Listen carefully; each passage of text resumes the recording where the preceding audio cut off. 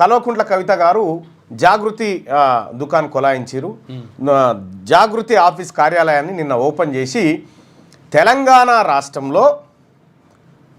తెలంగాణ రాష్ట్రానికి జాతిపిత అయిన కేసీఆర్ అని మాట్లాడుతూ ఉన్నారు. తెలంగాణ రాష్ట్రానికి కేసీఆర్ జాతిపిత ఏంది? జయశంకర్ సార్ కదా జాతిపిత.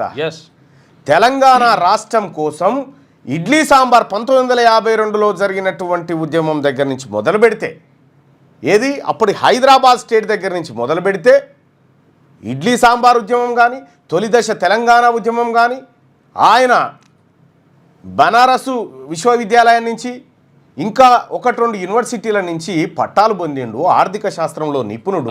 కాకతీయ యూనివర్సిటీ రిజిస్ట్రార్గా పనిచేసిండు, వీసీగా పనిచేసిండు.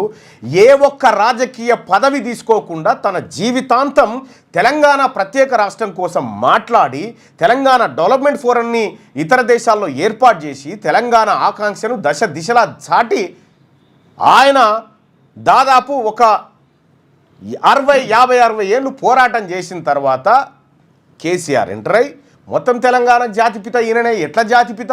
కనీసం పెళ్లి కూడా జీవితాన్ని త్యాగం చేసిండు జయశంకర్ సార్కు కేసీఆర్ గారికి ఎక్కడన్నా పోలికలు ఉన్నాయా?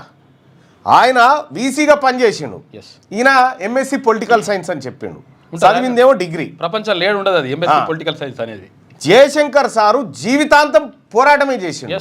నిజంగా ఈ బీసీ ప్రజలను అవమానించినట్టే కవిత గారు. మీరు కేసీఆర్ ను జాతిపిత అంటే మా బీసీ ప్రజలను, మా నాయకత్వాన్ని అవమానించినట్టే.